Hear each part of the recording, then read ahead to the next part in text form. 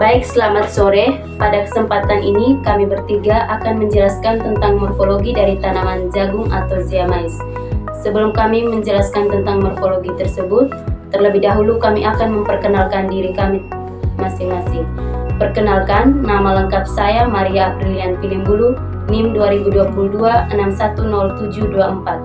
Perkenalkan, nama saya Mariana Gire Knoba, NIM 2022 610739. Perkenalkan, nama saya Natalia Faustina Uma, NIM 2022 610079. Baik, kami akan menjelaskan tentang morfologi dari tanaman jagung. Jagung adalah salah satu tanaman yang banyak dimanfaatkan di Indonesia, bahkan menjadi salah satu makanan pokok sumber karbohidrat. Selain dikonsumsi oleh manusia, jagung juga sering dimanfaatkan untuk pakan ternak. Berikut klasifikasi dari tanaman jagung. Nama ilmiah jagung adalah Zeamais. Tanaman ini memiliki klasifikasi dalam sistem botanis sebagai berikut. Yang pertama Kingdom Plantae, yang kedua divisi Spermatophyta, yang ketiga subdivisi Angiospermae, yang keempat kelas Monocotyledonae, yang kelima famili Graminae, yang keenam genus Zea, dan yang ketujuh spesies Zeamais. Karakteristik tanaman jagung. Berikut ini adalah pembahasan morfologi tiap bagian tanaman jagung. Yang pertama, akar. Tanaman jagung merupakan tanaman rumput kuat. Akar jagung adalah akar berserabut yang tumbuh menyebar ke samping dan ke bawah. Panjang akar jagung adalah sekitar 25 cm. Yang kedua, batang. Jagung memiliki batang berbentuk silindris, tidak bercabang, tidak berlubang, dan beruas-ruas. Diameter batang tanaman jagung adalah sekitar 3-4 cm, sedangkan tingginya bervariasi tergantung varietasnya. Namun, umumnya tanaman jagung memiliki tinggi 0,6 sampai dengan 3 meter. Selanjutnya, bunga jagung. Bunga jagung adalah bunga tidak sempurna. Namun, jagung termasuk tanaman berumah satu, maksudnya bunga jantan dan bunga betinanya berada di dalam satu tanaman. Bunga jantan berada di ujung batang. Bunga jantan disebut juga dengan staminae. Bunga jantan terdiri dari serbuk sari, sekam kelopak atau glumae, sekam tajuk atas atau palae, sekam tajuk bawah atau lema, dan kantong sari. Sedangkan bunga betina berada di bagian daun ke-6 atau ke-8 dari bunga jantan.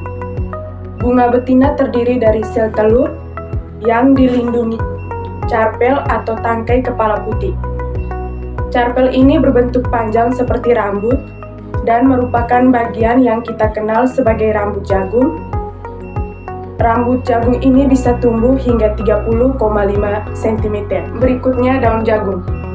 Daun jagung memiliki panjang yang bervariasi antara 30 sampai 150 cm dan lebar 4 sampai 15 cm. Daun muncul dari buku-buku batang, sedangkan pelepah menyelubungi ruas batang untuk memperkuat batang dan ibu tulang daun yang sangat keras. Tepi helaian daun tanaman jagung pada umumnya halus atau rata, namun terkadang juga berombak. Tanaman jagung juga memiliki lidah daun yang transparan dan tidak mempunyai telinga daun. Umumnya bagian atas epidermis berbulu dan terdiri dari stomata.